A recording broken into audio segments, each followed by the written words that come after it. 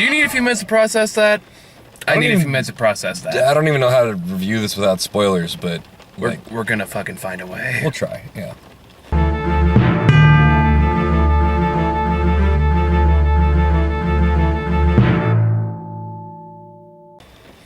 Okay. So, oh Lord. This is gonna be fucking walking on eggshells on this one. This is gonna be tricky. So, can we at least say that it was good? Yes, all right. Let's do that. All right, review's over, guys. We're good. Honestly, if you like this, it's not I've never said about anything in the horror genre. Like this is the closest this is the closest thing to art I've ever seen in horror. I need to show you some horror, my friend. I mean, like, structurally, like... No, I need to show you some horror, my friend. I'm sure, I believe you, because you've seen a lot more than I have. I know, but between, like, Antichrist and The Witch... Oh, God, I don't want to watch Antichrist. It's not bad. It's actually... I'm sure it's very good, but I don't need to see Willem Dafoe's penis. It's not actually his penis. Still, even the image. It's not... You never watch porn? I mean, not for Willem Dafoe. It's not Willem Dafoe's penis. It's a stuntcock. Also, it's very hard to take that scene sexually, because it is a scene during which, at the same time, because they're fucking in the shower and their baby falls out of, like, a third-story window. Oh, that's so much better. Yeah, no, it's a great opening to a movie. That's the opening? Yeah. Fuck. It's all slow motion and black and white, and like, operatic music is playing. And, let's talk about us. I mean, isn't that more of an off-camera conversation, Michael? I'm telling Laura. Oh, man. But anyway, as far as mainstream horror goes, though, as far as a mainstream horror release goes, it's rare that you see something that's on this caliber. Yeah, that's basically my point. Like, it's been a long time since I've seen a film that is this meticulously crafted and executed. No, meticulous. There is no wasted space. There is no wasted time. It's interesting because every year there's one or two horror movies that really breaks the mold for me. And this has happened every year since The Babadook. Yeah. And last year for me it was Hereditary. Yeah, totally with you. Because Jesus Christ. Yeah, that fucking movie. And the thing about that movie is that it's definitely a much more subtle and artsy style movie than this one. That is much more of like a film, so to speak. No, I agree. This feels much more like a beat by beat, scared of being chased horror film. Like that was much more plot dense, whereas this has plot, but there's more straight up just horror chase and weirdness but never without purpose, never just for the sake of it. Yeah, no, that's which is a very important distinction, especially in the horror genre. I'm very impressed by how this managed to balance actual horror with a level of substance. Can we just fucking appreciate that Jordan Peele makes horror movies where, like, the characters don't do just dumb shit for no reason? Yeah, no, seriously. Like, even when a character does something where you're like, oh, I wouldn't do that, like, they're going out there to make sure that thing's dead. Or something like that. Yeah. And you're like, I'm way too much of a coward to do that, but... You're welcome to go for it. Done. I'll stand over here. Jesus. I mean... Every element of the movie is very solidly executed. We're talking cinematography. So, like I said, there's no wasted space. There's no wasted time. The lighting is gorgeous from beginning to end. The scene with the escalator. Yeah. Like, I noticed that too. Yeah, that was a beautiful shot. I just had a moment where I was like, no, I was right there with you. That was so good. Gorgeous shot. It's just so well lit and well shot, and the moment is just this great moment. And we're trying to go into this, like, without spoiling. We're gonna have a spoiler warning. We will. Right now we're trying to discuss it without spoiling as much as possible. And there was a very, like, and a lot of the lighting actually foreshadows the plot, and especially when you get towards the very, very end. There's a shot in particular, and we're talking about spoilers. There's a shot in particular, and I'm willing to bet you know the one I'm talking about. With the lighting? With the lighting, well, not necessarily lighting so much how they use shadow, and during one part in particular that I thought was extremely clever. that definitely foreshadowed. I think there were too many clever parts with foreshadowing for me to distinguish that at this point. So we'll get into the details with that later. Fair enough. But yeah, let's. First off, this did a really interesting thing in terms of the trailer. I feel like they did show a couple of shots in the trailer that I felt were further in the movie, but for the most part, most of the shots in the trailer are from the first 20 minutes or so. Give or take. Like, there's some shots that they take from later on in the film, like the car on fire and stuff like that. I saw in the trailers and stuff like that. That's actually, that's one thing that I will always commend about the Human Centipede. Oh my god. Is because you see the trailer and you think you know, like, that's the whole movie. They showed me the whole movie. And then when you watch the movie, you realize that the trailer ends halfway through the movie and there's a whole second half of the movie that's just pure human suffering. So, that's movie. Yeah, no, it's... but the Human Centipede is another story. Oh no, you went on that whole like spiel in another video. I know. I'm a fan. What was that? What was it? Like, if you really want to know Muha's like improv essay about the Human Centipede trilogy. What movie review was that on? It was for the one with Henry Cavill and... Wait, we did that for The Man from U.N.C.L.E.? Yes. Jesus Christ. It's in the Man from U.N.C.L.E. review. Okay. I remember that because that's the entire second half of the review. You should just be like, you should just put a title on it where it's like, The Man from U.N.C.L.E. plus bonus Human Centipede trilogy rant. I think I put that in the description. Oh, good. Okay. Yeah. Well, but yeah, this movie did a really good job of keeping it tight about what happens in the second half of the movie, which is why we're like on the way out of the theater. I just looked at him like, how are we gonna do this? We are tiptoeing around this so hard. Yeah, because it's one of those things. Like, you should go into this as blind as possible. God, the music, the fucking music. The music is fantastic. So good. The acting is amazing. Especially from I'm sad I don't know the name of the woman. Lupita Nyong'o? Yes. Her.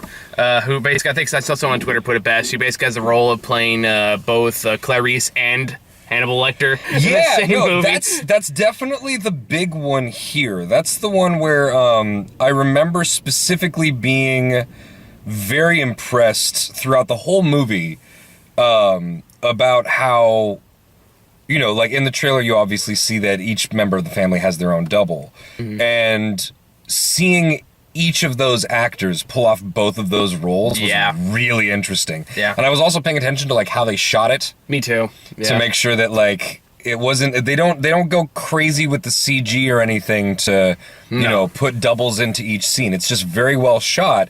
But even while you're aware of the fact that it's switching between perspectives so that you don't see both of their faces at once necessarily, for most of the shots in the movie, it still doesn't really take you out of it because it's really well executed. I agree. It's not hammy.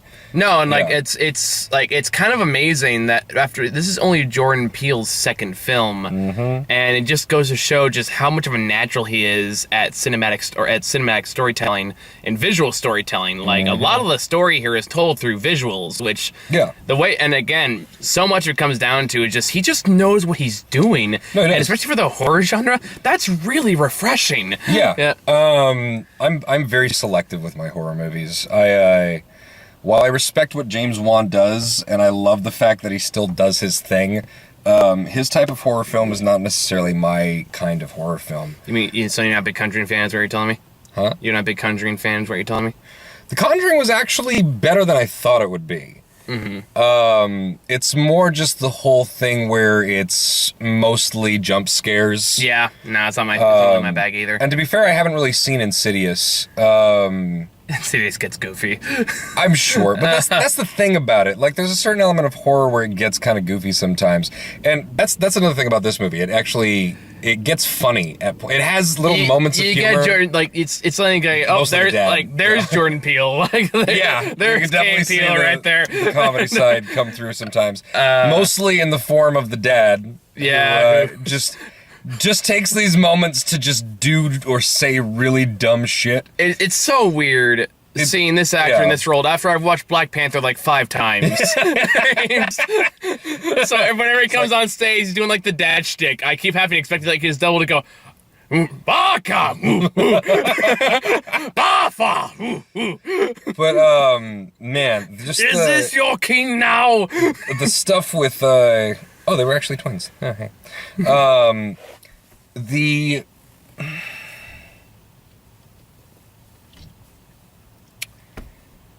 God damn it. The weird thing about it is that, like, there are definitely things that I called from the very start. There were a few things I caught on to. Yeah, and when I feel weird going beyond the trailer, because, like, there's a lot of this that just depends on you not knowing what's happening necessarily, but I also think that a second viewing would be rewarded. I think so too. I mean, it's like kind of like Get Out, where you kind of miss a lot of the stuff, like the little subtext and the hidden meanings and all that stuff you missed the first time around. Yeah. I would say you definitely get that here. Like, I'm trying to think of, again, it's so tiptoeing.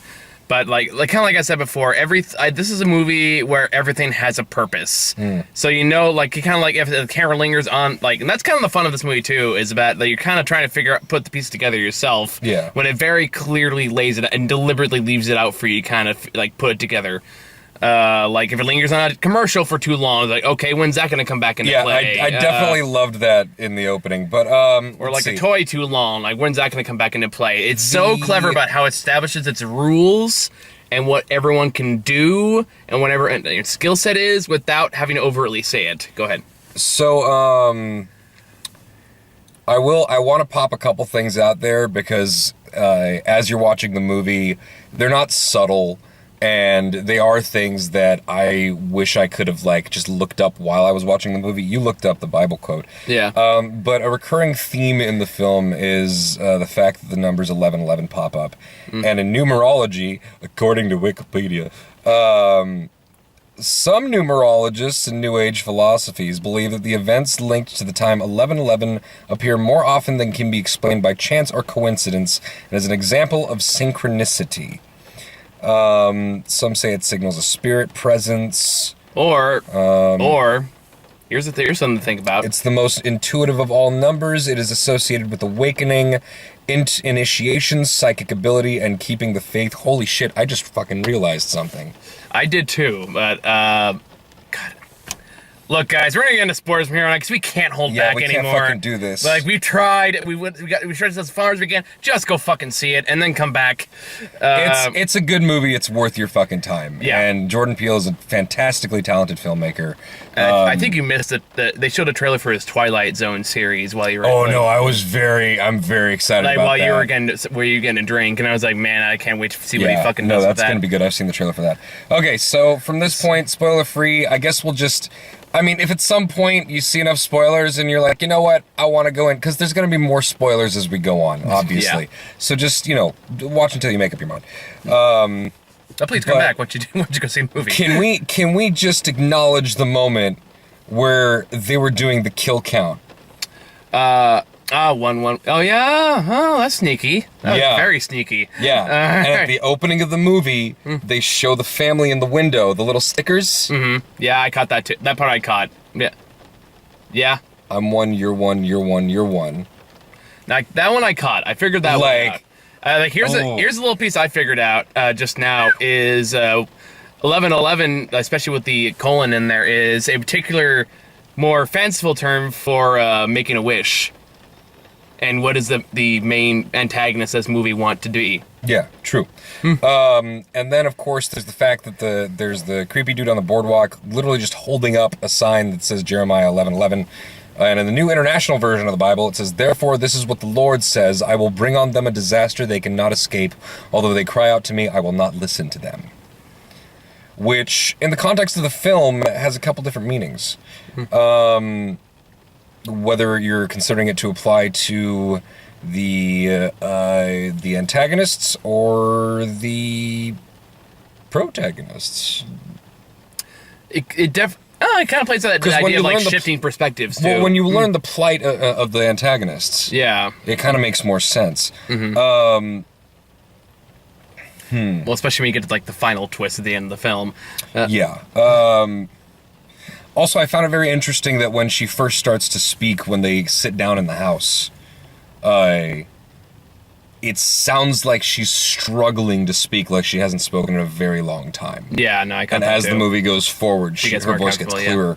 Yeah. I just found that really interesting. Yeah, that kind of goes like a strangely, almost like Hannibal Lecter-esque qualities, and also the way she moves is also like creepily deliberate. Language in this movie is fucking unsettling. Yeah, and the fact that I had to speed up the kid crawling on the floor and make it look like it was a fucking spider. Oh yeah. It's like, and they did actually show a spider early on too. I think that's foreshadowing for that too. Come to think of it. Oh man. But fuck. Okay, so the shot I was talking about earlier. Hands free. Let's go. Yeah, let's fucking do this. So the shot I was talking about is at the very end when they have when. Do we want to jump straight to the end? I mean, we want to just go sequentially through the movie. I mean, we don't have. I don't want to come through the entire film because I don't want to be here for 2 hours. Not entirely, but I mean, like, just. All right. We'll build it up. An idea. We'll build it up. Because I feel like if someone wants to just watch and make up their mind partway through, we want to give them that option. Fair enough. I concede. Continue, sir. A beverage. Has nothing to do with this film, but I guess it keeps with your little inside joke. I like the fact that Tim Heidecker is just Tim Heidecker and whatever the fuck he does. Like, he might as well. His double was like the one that creeped me out the most. Oh yeah, no, I'm not gonna lie. His double was great. Okay, so there's a point in the movie you get to where I really like the fact that they drop little things throughout the film where you're like, that's going to factor in, but then you don't really think about it too much. Mm-hmm. And then you get to the point where it does, and you're like, oh, because clearly the commercials they give in the beginning you knew that was going to come back. And but then when he's messing with the boat and he's like, it tilts to the left. Oh, yeah. And then later they're on the lake and he's tied to the other bad guy to the boat and setting the boat off without him. And it circles back around and he's like, oh, shit. It's like, goes to the first left. off, just what a great idea for a horror sequence in a movie. That was a good idea. That was genius. Yeah. I definitely... it's like you think you're safe because the bad guy's headed to the boat, but then the boat circles back around. Like, that is goddamn brilliant. Very creative moments in this movie. Even like the ambulance toy comes back into play. Yeah. In more than one way. Yeah, they had really interesting moments. You know what's interesting too is the fact that, completely unrelated to this, I was talking about Funny Games. Yeah, we and I talked before we got in the theater. Yeah. Like, that is literally a movie where a family gets held hostage inside a cabin and just toyed with. Yep. Under threat of violence. Yep. Like, and that's very much how it feels when they sit down. And there's even, like, a boat involved. Like, seriously, it's so fucking weird. But there's also a golf club. Yeah, there is. But yeah, I love the God, the fucking score is amazing. Oh, fuck yeah. Brilliant. Like, there's so much of the movie that is, again, I love movies like this because it definitely, movies feel like they challenge me a lot more than like traditional horror films in the way that I feel like I'm actively studying the film while I'm watching it, and that's very, very rare for me. I really like the fact that when they go on the beach for the first time. Yeah. And there's just this percussion where it's like drums, and it's also, there's a cello or something being played, but the way it's being played is very like stilted and jarring and like stop and go. But it feels like another piece of the puzzle. Like you're trying to figure out every what purpose is this trying to serve. Like what's it trying to convey? What's it trying what does it mean? Clearly it's just meant to make you creeped out. Well, I don't know, like maybe whatever they're saying in the beginning of the movie. I'm kind of wondering, is that like another language, or like is there some interpretation for that? Like what? The one that sounded kind of like Latin but wasn't. Huh? You know the one it was like the they're saying words. They're saying something. We should look that up. But the way that it sets the mood, and the fact that when they like on the way to the beach they see that dude dead. Yeah. And then that guy is the first person standing on the beach. Well, like, it definitely repeats some of the beats that Peele did with Get Out, too, in that it's very much like, okay, it seems normal, everyone's talking normal, but something just feels a little off. Yeah. and you're not quite sure what it is, but you know it's going to go somewhere awful. I mean, the real question on it, like, which is better, this or Get Out? I think that's an unfair comparison. They are very, very different films. Because the thing is, and the themes are very, very different as well. Get Out feels more like a Twilight Zone episode that turns into more of like a horror movie. Even then, I wouldn't ever really call Get Out a horror movie. At least not in the conventional sense. The ending of it gets to that. That's true. It's not horror in the sense that it's gory and stuff. It's horror in the mood of it. It's more like, it's kind of like we said about. I know we talked about a horror movie a while back. We had Sicilian similar to this, but it's not really horror in that the movie's actually scary. It's just that the topic it's talking about is horrifying. Yeah, it's almost like if you didn't know the twist behind the Stepford Wives. Like, the original Stepford Wives movie is very much like a Twilight Zone style episode. Mm-hmm. And it's not necessarily a horror film, but when you reach the conclusion and realize what's going on, you're like, oh my fucking God. Yeah. Oh. Yeah. that's really the nature of that. Whereas this is more of just a straight up holy shit scary movie. Yeah, no. This is definitely going straight for the scares in comparison to I definitely had a lot of there were points where I was just sitting there like, nope. Nope. Well, like, what makes it stand out is, like, I think this movie does really, really well, and I think it's, again, really helps it make it scarier. And I won't say, like, I've seen scary. I thought Hereditary was scarier than this, as far as, like, straight up scares go. Oh, absolutely. That being said, absolutely, the way everything was executed was still amazing. See, here's the thing about us. It is a strong 8. Yes. It is not like... There's definitely moments later in the movie where I was like when it hit the exposition moment, I was like, all right, this is a little heavy-handed. Mm-hmm. This definitely could have... I feel like it could have been shown rather than told on a certain level. Although it would have been a longer sequence, and it would have been difficult to find a place that it would fit in the movie. Yeah, that's and true. not interrupt the pacing. The flow, yeah. So I can understand that on a certain level. But... even then, like, everybody's been so well up to that point, I'm willing to, like, kind of forgive that. Yeah, no, I can give, like, a moment where I'm like, okay, clearly he's trying to say something here, but I'll give that a pass because... with the way that the movie is structured, I'm sure that, given the fact that we just watched this for the first time and we're still processing it, I'm sure the fact that Jordan Peele spent months writing this and perfecting this and thinking through how the metaphors work on different levels. And it shows. Yeah, like, I'm sure that I just have to think about this a little more. I'd say I'd probably give this one closer to a 9 for me personally, and like not so much because like I thought it was really scary, but so much I think the way it was put together was so artfully done. No, it is an extremely well executed film. That I think all the elements put together, I think elevates it to 9 for me personally. See, that's the tricky thing because when I watch a movie, like I have to rate it on how it makes me feel. That's fair. And in terms of like the mechanics of the movie, I feel like on a mechanics level, this movie's a 10. Yeah.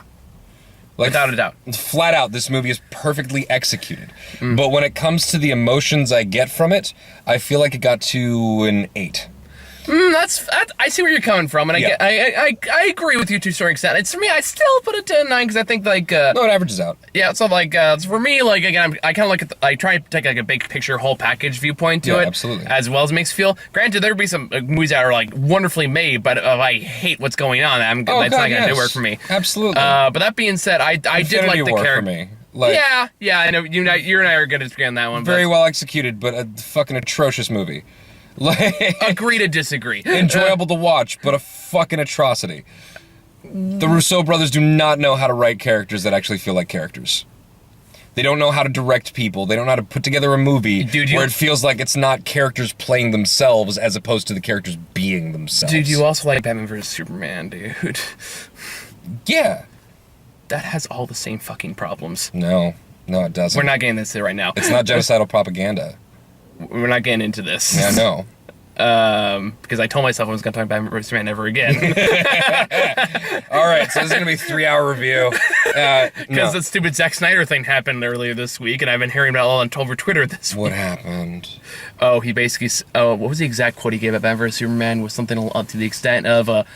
once you lose your virginity to this film, people still come up to me and say like, well, those aren't my superhero. Like, those aren't my superheroes. My superheroes don't kill. But like, my superheroes are innocent. Well, they don't. Like, yeah. Well, you're wake the fuck up, is what he said. Like, if you want to say like my superheroes don't kill, they don't like embezzle money, and they don't do this and this, you're living in a fucking dream world. What's his exact quotes? It's like, oh, bad play. That's. I mean, to be fair, I'm pretty sure he doesn't care about anything anymore, and he might be an alcoholic at this point.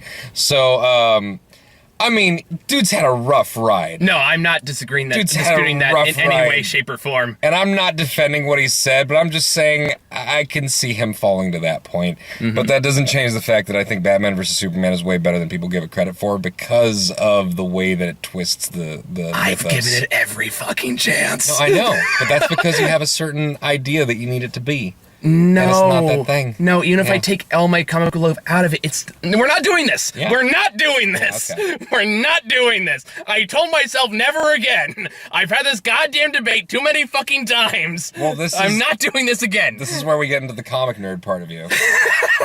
Where we have these discussions and you go full nerd rage on it. It's so like, let me put it this way. Even if I take all the superhero stuff out of it, you're still talking about it. And this is my last statement. No, it's not. You're not going to just get the last word and let's get back to us. Take all the comic stuff, it's still a shitty movie. Anyway, moving on. I've watched it 3 times. I beg to defer. I think it's also... So have I! I think it's an 8. The Ultimate Edition is an 8. No, it's not. Yes, it is. No, it's not. Yes, it is. Agree, disagree. Absolutely an 8. No. Did you like Watchmen? Yes. Then what the fuck? I can... What the fuck? That's for off camera. But what the fuck? Also, like the point, I liked Watchmen, but he did not understand Watchmen. We'll give you part of that. But yeah, anyway. Jordan Peele knows how to make a movie. Yes. We can agree on that. In terms of how this went from... Like, it had the numerology aspect, which was interesting. And he definitely understood how he was putting the film together in terms of, like, linking, like, the little seeds he dropped throughout the different scenes. Mm-hmm. I did not expect the murder of the White family to be that fast. Yeah, right? Also, Tim Heidecker's double seemed to be the most sentient, aside from Lupita's. Yeah. Or at least he was. That was just that weird psych moment was like. That's like, twisted. And like, I guess they're like all the doubles are supposed to like reflect the worst aspects of whoever they're copying. So maybe that was just his. Are they though? I mean, that's another discussion to be had. Is what the shadow selves represent. Yeah, because I know we're like, not trying to go into the theory of the movie. I mean, Jordan Peele said like he made like the whole thing about like he wants it to like represent like how we're our own worst enemy was his like his thesis going into the film. So it's kind of okay. So whether I kind of like it's up for debate like how it does that, but that was like his idea going into it. But I still love how Tim Heidecker's. Oh, Tim Heidecker's having a fucking blast. Yeah, he's not only having fun, but like his scary version is really like if there was a zombie version of Tim Heidecker in a Tim and Eric sketch or something. Because there's that point where he gets on the boat looking for the dad. And he just gets on the boat and he puts his hands on his hips and he looks around and he's like, ah! Ah! Like it was just such a stupid moment, and it was really somehow it didn't fuck up the movie. No, that's one of the most amazing things about the moments of humor in this movie. Like it doesn't fuck up the movie. No, but God, the way that they send the individual family members off. Really, really interesting to watch, and then seeing them come back together. Like, it has distinct elements of tension that it uses throughout the film. Mm-hmm. And even though you feel like at any point the movie will have the guts to murder any one of them.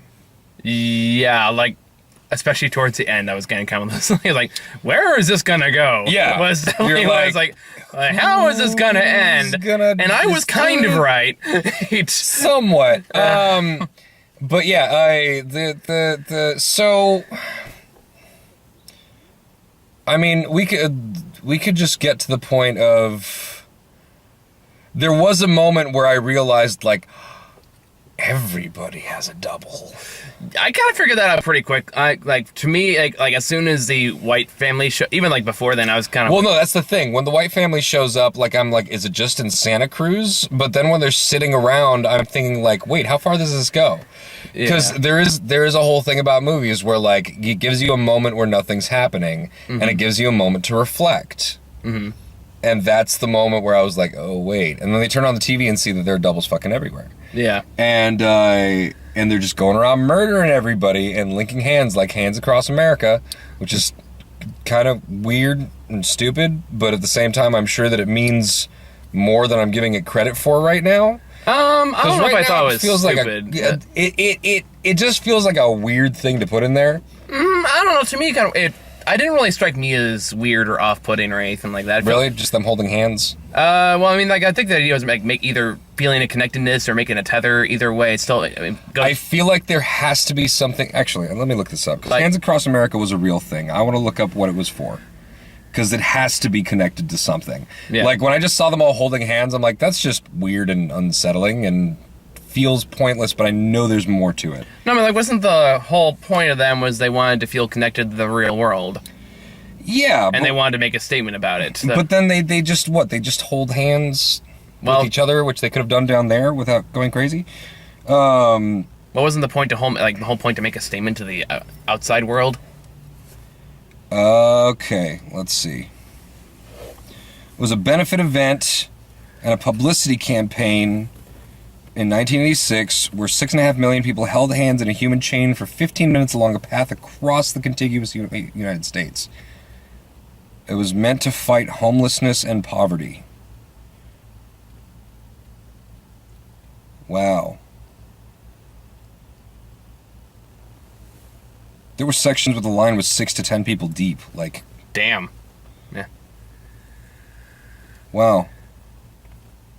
Okay. So there's that. So that's a big thing that happened.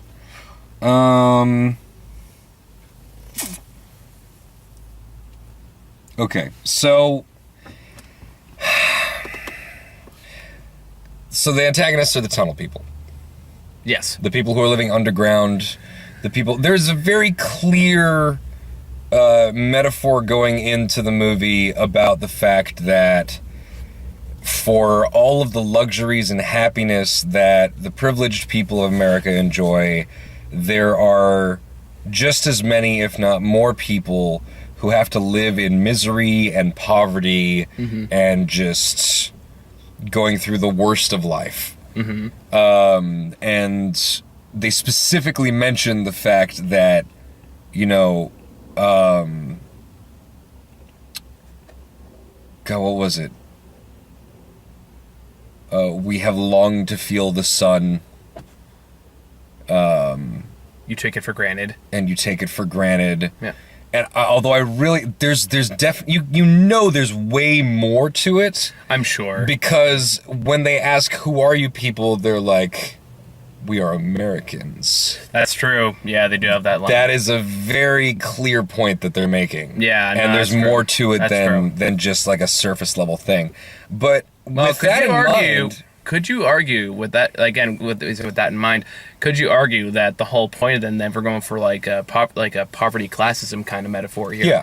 Yeah. Could you argue the reason they all look like the people who have more money and are higher up in the world? Copy them because they want to be like them in a certain respect. Like maybe they're trying to copy them and because they want their lives. Maybe that's the whole point of it. Maybe. Well, I think it's more that they're controlled by them because for every bit of fun, that's true. You see, because near the end of the movie when they show the whole parallel to the boardwalk, when you see the people say on the roller coaster, up there having fun, you see the people down below looking like they're having fucking seizures. And you see the people eating and having fun, and you see the people down there like just being fed that cold rabbit. And there's just that continuously running line where the bad shit that's happening to them is in parallel to the good shit that's happening to the people up top, just so that they can have that good time. But that's like, I feel like the metaphor kind of falls apart, because you get to the point where what, like, so the Reds will rise up and form the chain that will be Hands Across America to what, help fight it's poverty. It's to be seen. Yeah, well, it's to be seen. I get that too. But, yeah, so see, it's not stupid. It's just it's an actual visual reference. The fact that they're actually wearing red, like the symbols too, I found that was pretty cool. But, like, it is a direct reference to the homelessness and poverty. And, God,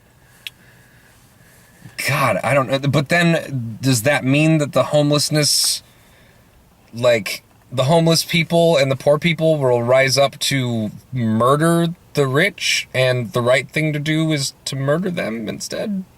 That's where it kind of hits a weird point for me. I can understand that. Where's this?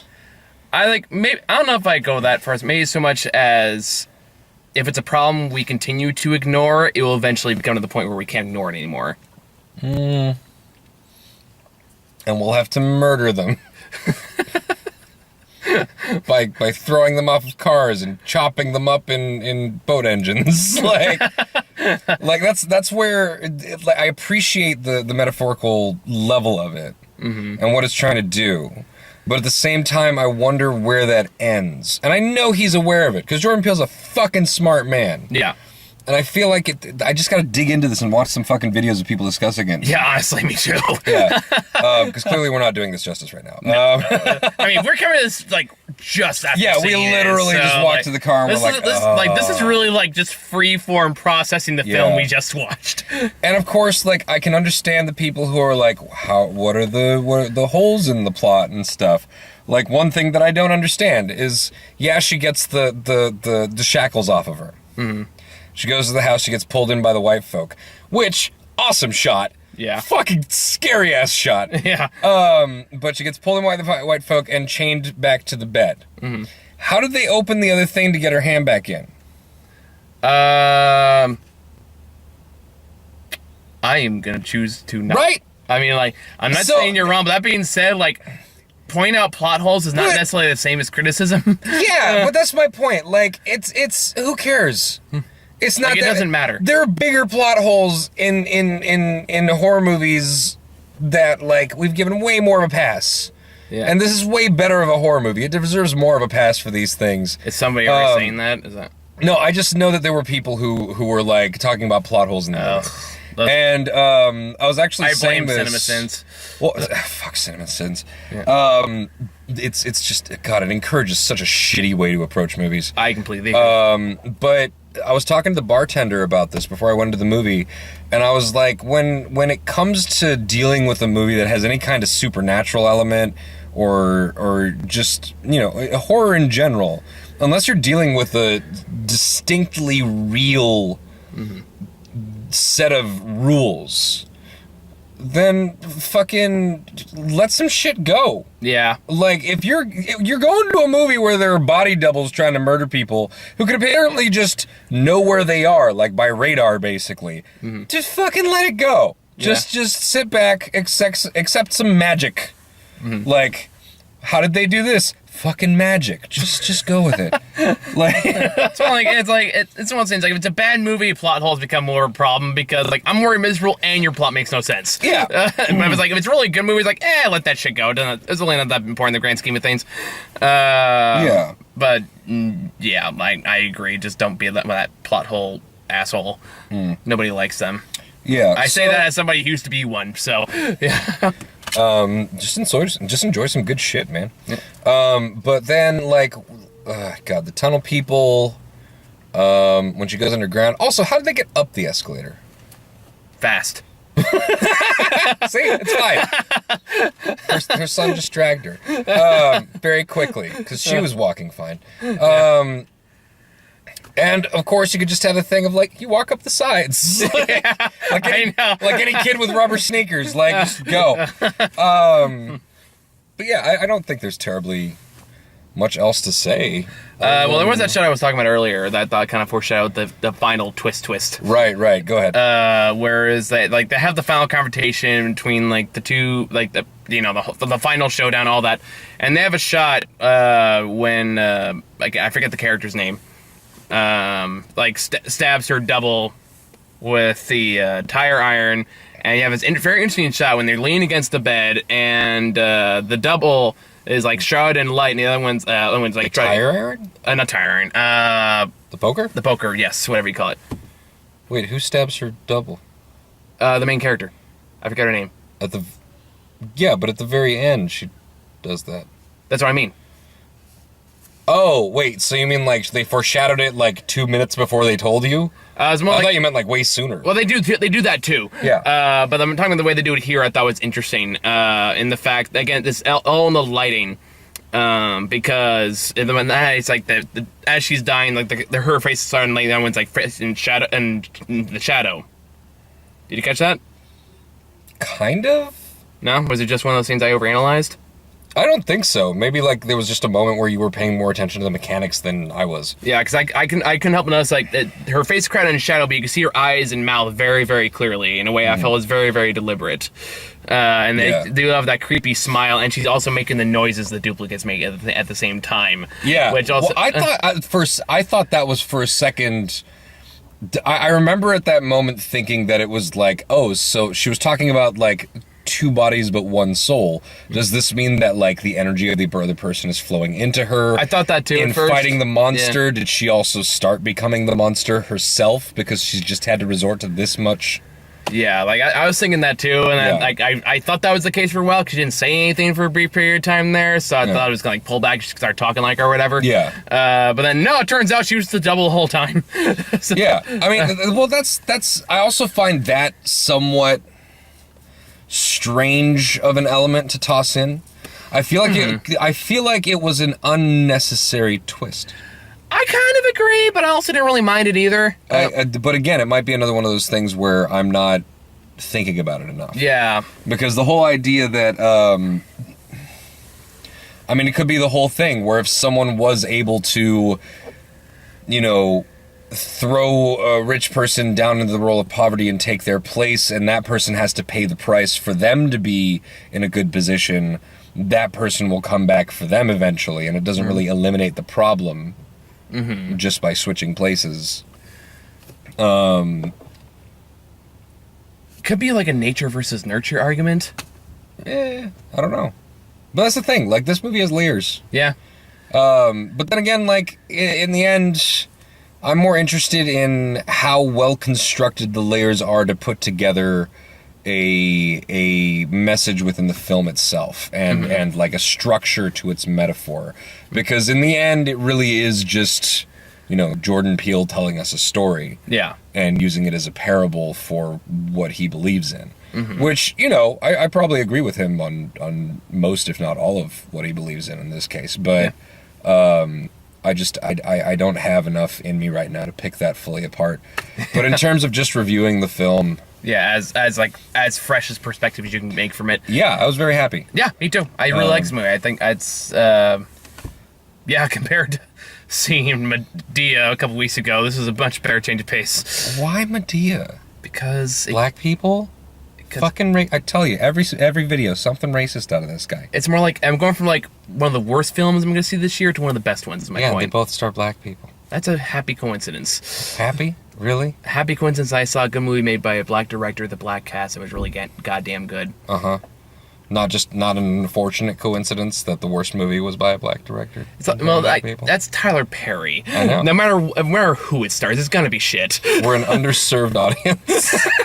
Hey, white people had single moms club, all right? We are not immune to Tyler Perry. Oh, jeez. I'm glad it killed that character off, though. God knows it's been long enough. No, she's still kicking. God damn it! Yeah, sadly, she's not the one they're holding the funeral for. Ugh. But, yeah, when it comes down to it, honestly, I think Get Out was a better movie. I agree. But this is a better horror movie. I also agree. So, yeah, take from that what you will. They're both excellent films on their own account. Yeah.